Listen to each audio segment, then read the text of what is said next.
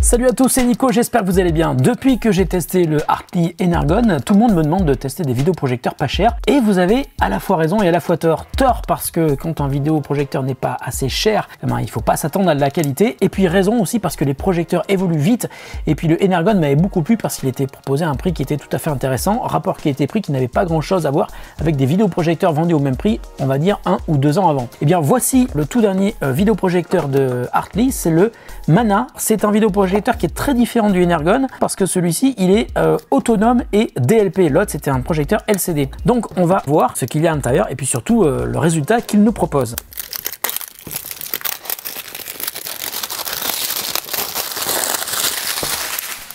Ça fait du bruit, hein. Vous inquiétez pas, je range les papiers après. Big screen on the go. On the go, ça veut dire en déplacement. Ça veut dire qu'il y a une batterie intégrée. D'ailleurs, il y a un truc qui est rigolo, c'est que sur la fiche produit de ce vidéoprojecteur sur Amazon, on voit une photo, on voit une personne qui est en train de le recharger avec une batterie externe et ils sont en train de faire un pique-nique. Et là, je me dis, mais où est-ce qu'ils vont projeter le film? Enfin bon, c'est très bizarre. Waouh, mais attendez, j'avais pas réagi, mais le truc est minuscule, quoi. Regardez ça, il tient dans la main. C'est incroyable, il est tout petit. C'est un pico-projecteur, en fait. Oh, mais qu'est-ce qu'il est joli. Oh, il est tout mignon. Regardez-moi ça. Bonjour, le petit vidéoprojecteur. T'es tout petit, t'es mignon, tu veux faire des câlins? Sérieusement, regardez la taille du truc, quoi. Il est vraiment minuscule.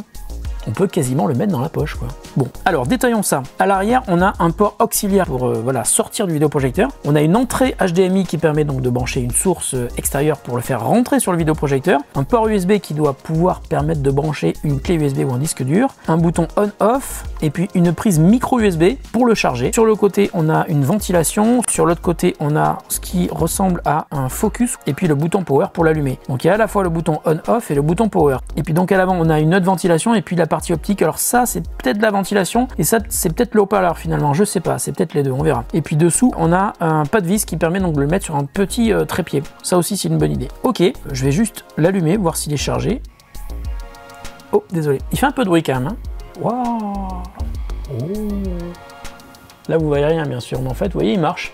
Donc, il est chargé, c'est pas mal. J'ai pas fini de voir ce qu'il y avait dans la boîte. Il y a une petite télécommande minimaliste, mais qui va faire le job. Et puis qu'est-ce qu'on a d'autre? On doit avoir un boîtier de recharge sur secteur. Ça fait pas super haut de gamme, mais bon voilà, ça fait le job. C'est un chargeur secteur avec un câble micro USB. Donc, et on a autre chose. Qu'est-ce qu'on a là?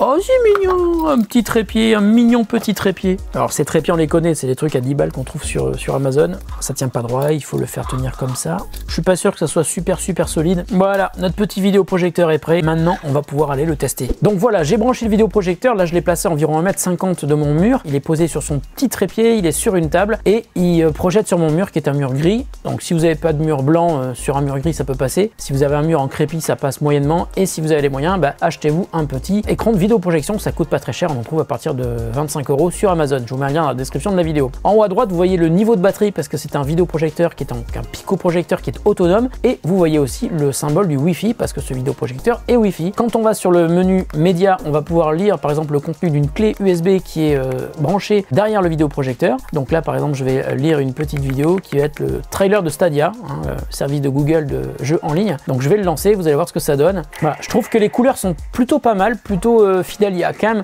des réglages que l'on peut faire au niveau de la colorimétrie. On va passer à un autre extrait vidéo qui est le trailer de The Mandalorian.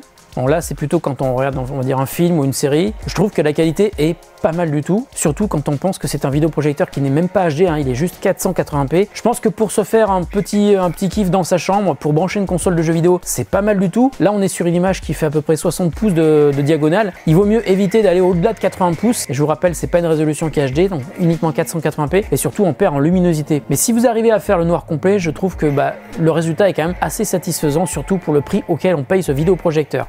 Je vais vous faire écouter aussi la différence de son qu'on a en fait quand on change les modes de son. Salut à tous, c'est Nico, j'espère que vous allez bien. Aujourd'hui, je vous avertis sur la manière dont il faut choisir son vidéoprojecteur. Quand on revient sur le menu global, donc on peut accéder aussi au HDMI évidemment si vous avez branché une console, si vous avez branché une box ou quelque autre appareil que ce soit en HDMI. Miracast, c'est pour dupliquer le contenu d'un smartphone Android et Cast iOS, c'est pour recopier l'écran de son iPhone ou de son iPad par exemple. Ensuite, dans la config, on peut accéder au réseau sans fil parce qu'il est évidemment Wi-Fi. On peut aussi accéder aux réglages d'image, aux réglages de keystone, donc c'est-à-dire le trapèze, et aussi au réglage horizontal qui est automatique hein, à partir du moment où il est vraiment posé sur une table, donc il est parfaitement plat. Ensuite dans les autres réglages, bon, il y a la langue, la source de démarrage, c'est pas mal, ça permet de définir que quand vous allumez le projecteur, il est soit sur l'accueil, soit sur la source HDMI, soit sur la clé USB ou le disque dur qui est branché sur le port USB. La minuterie, si vous n'avez pas envie qu'il tourne toute la nuit si vous vous endormez. Ensuite le mode de jeu iOS, dépistage SD, je sais pas ce qu'ils veulent dire, je pense que c'est autodétection de la source, hein, si c'est un jeu qui est en HD ou une source qui est en HD, il va l'afficher en HD, alors que le vidéoprojecteur est pas HD, donc c'est assez bizarre. Ensuite la mise à jour locale ou directement en ligne. Donc là, j'ai fait la connexion à mon réseau Wi-Fi qui normalement va marcher, j'espère. Voilà, c'est confirmé, ok. Et maintenant, qu'est-ce que ça change? Tout simplement, j'ai une adresse IP et surtout, je peux accéder aux mises à jour en ligne. Donc si j'ai une clé USB qui est branchée sur mon vidéoprojecteur, s'il y a une mise à jour, il me la détectera et il me proposera de faire la mise à jour tout de suite. Donc maintenant, je vais vous montrer comment ça marche quand on veut caster le contenu de son iPhone. Donc je vais prendre mon iPhone, je vais appuyer sur Cast iOS et sur mon iPhone, je vais dupliquer le contenu de mon iPhone. C'est vraiment, bon, c'est accessoire, hein, ça marche, mais c'est moyen, quoi. Normalement, ça doit marcher. Hein. On va lire un clip, il met en buffering avant de lire la vidéo, et on va dire que ça marche, voilà. Donc si je peux résumer le Arclimana en quelques minutes, eh bien c'est un vidéoprojecteur qui a pour avantage d'être vraiment tout petit. C'est ce qu'on appelle donc un pico-projecteur. Donc dès que je le dévisse de son trépied, eh bien franchement il tient dans la poche, il tient dans la main. On peut l'emmener partout avec nous. Il suffit tout simplement de trouver une source, hein, que ce soit une vidéo que vous mettez sur une clé USB, un disque dur, ou tout simplement un lecteur Blu-ray. Bon, c'est un peu plus compliqué en déplacement. Ou si vous voulez jouer un petit peu sur votre vidéoprojecteur dans votre chambre au lieu de vous jouer sur votre télé ou votre écran, à partir du moment où vous avez branché la sortie de votre ordinateur ou de votre console sur l'entrée HDMI, eh bien ça peut le faire. Ensuite dans les autres bons points, je vous l'ai dit, hein, c'est un vidéoprojecteur qui est autonome, c'est-à-dire qu'il y a une batterie intégrée. Vous pouvez compter entre, on va dire, 1 heure et 1 heure et demie d'autonomie suivant la luminosité que vous avez réglée sur le vidéoprojecteur. Dernier bon point, ensuite il y a plein de réglages hein, sur ce vidéoprojecteur concernant la luminosité, la colorimétrie, le son aussi, hein, je vous le rappelle, le son qui est réglé par défaut n'est pas terrible. Si vous passez sur théâtre ou sur musique, c'est beaucoup mieux. Et enfin dans les points un peu plus négatifs, je pense qu'il y a évidemment la résolution, hein, il est uniquement 480p sur une image qui va faire 60 pouces, ça passe. Si vous montez au-delà de 60 pouces et suivant l'éclairage que vous avez, si vous n'êtes pas totalement dans le noir, ça va pas être génial. Et puis de toute façon, comme c'est un vidéoprojecteur qui est uniquement 480p, plus vous allez grandir l'image, plus vous allez voir les défauts de l'image sur le vidéoprojecteur. Et enfin, c'est un vidéoprojecteur qui est DLP, donc si vous êtes sensible aux routes couleurs de la techno DLP,